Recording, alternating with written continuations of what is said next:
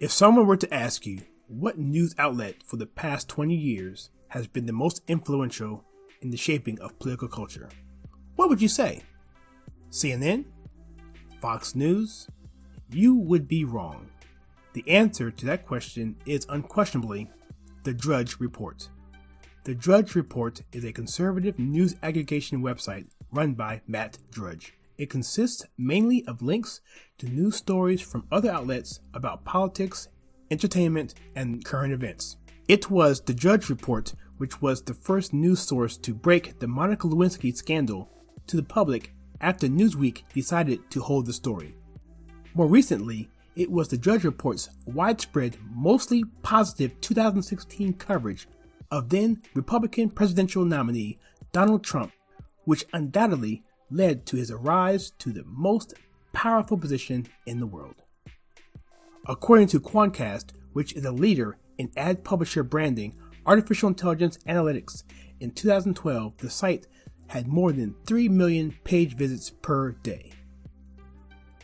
According to Mark Halperin, former senior political analyst for MSNBC, said Drudge's coverage affects the media's political coverage, effectively steering the media's political narrative towards what Halperin calls the most salacious aspects of American politics.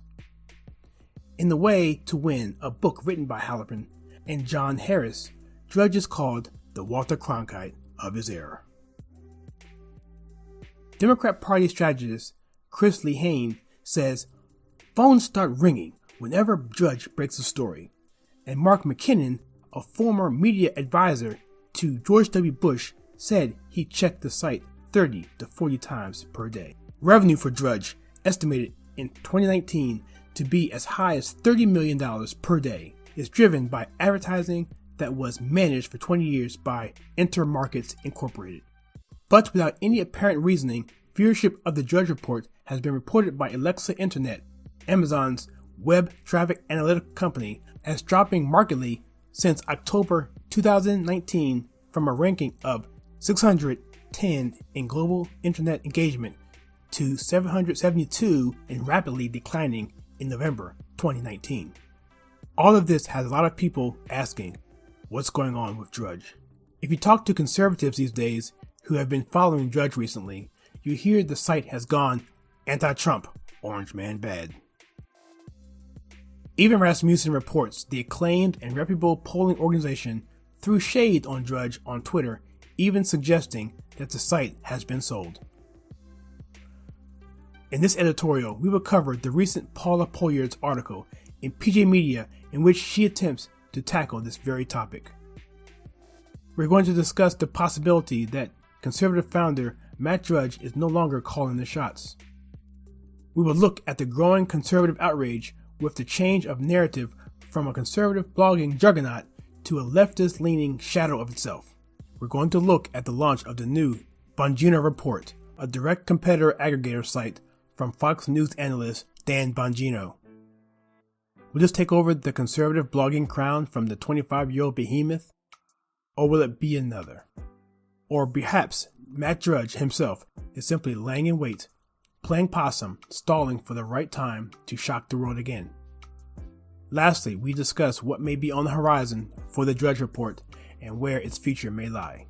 We shall see.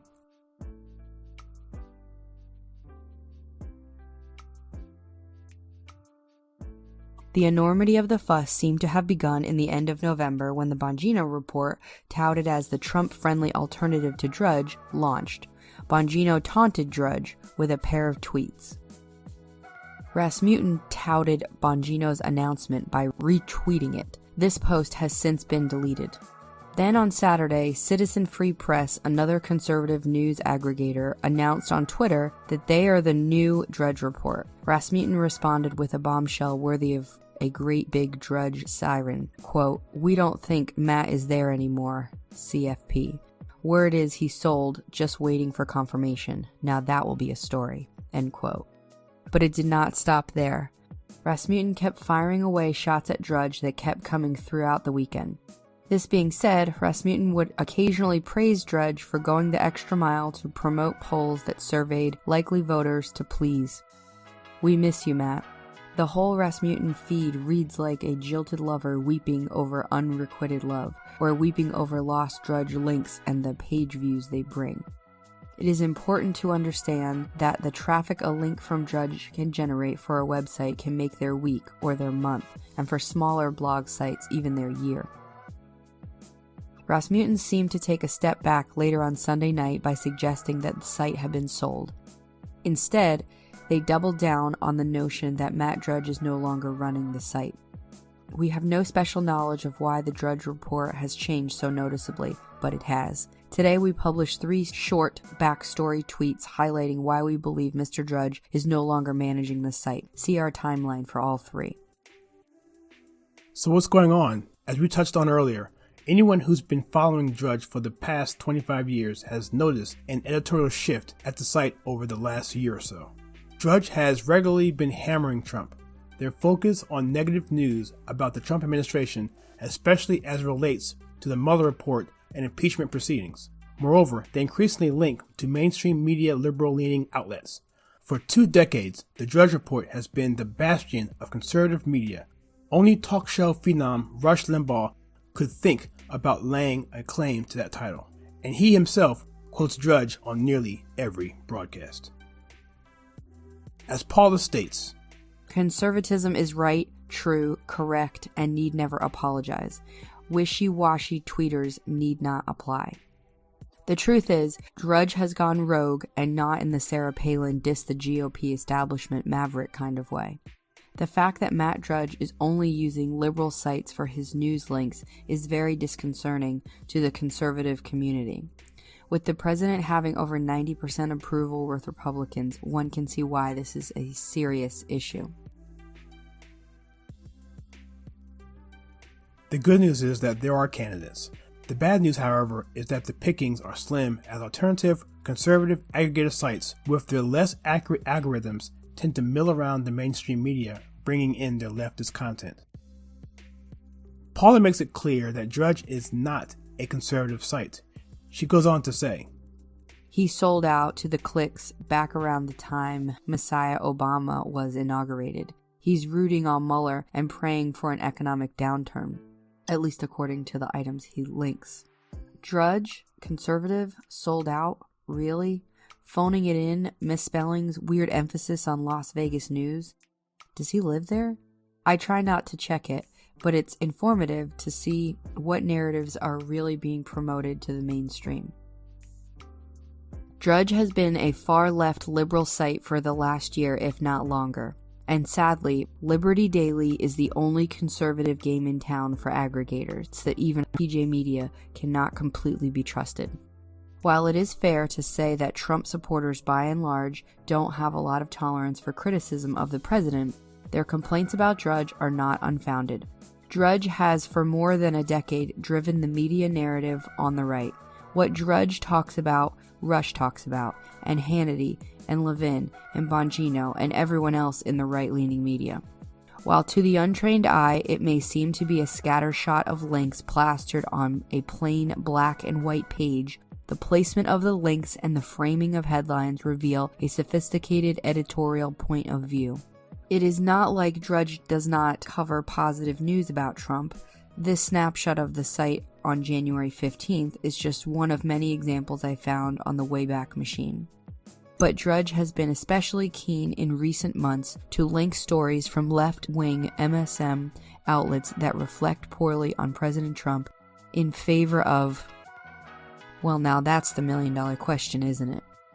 BuzzFeed reported in August that Drudge changed horses in mid-2019, hiring a new ad vendor for the first time in 20 years, leading to speculation that Matt was selling out his principals for piles of cash, hoping to expand his base by attracting left-wing readers and respect from the MSM elites. Or something. While that's possible, the site was raking in plenty of cash before the change, with revenue estimates ranging from $9 million a year to $30 million. According to a Daily Beast report last month, citing unnamed sources because that's how they roll, Trump has been complaining about Drudge. What's going on with Drudge? Trump has been asking allies since Democratic lawmakers launched the impeachment probe in late September. according to a person with knowledge of his private remarks. Two other sources who've heard the president complain told the Daily Beast that Trump has asked those close to him why they think Drudge and his website have seemed so anti-Trump lately. In recent weeks, Trump has even asked Jared Kushner, his son-in-law and a top White House official who has had a friendly relationship with the site's creator, to, quote, look into it, end quote, and reach out to Drudge, the sources say. Plausible, but is it true? Who knows? It's the left-wing Daily Beast with their unnamed sources, so take it with a grain of salt. Drudge arguably helped push Trump across the finish line in 2016, driving the media narrative and rallying the troops to get him elected, so no one would blame the president for being a little salty about the turn of events at Drudge.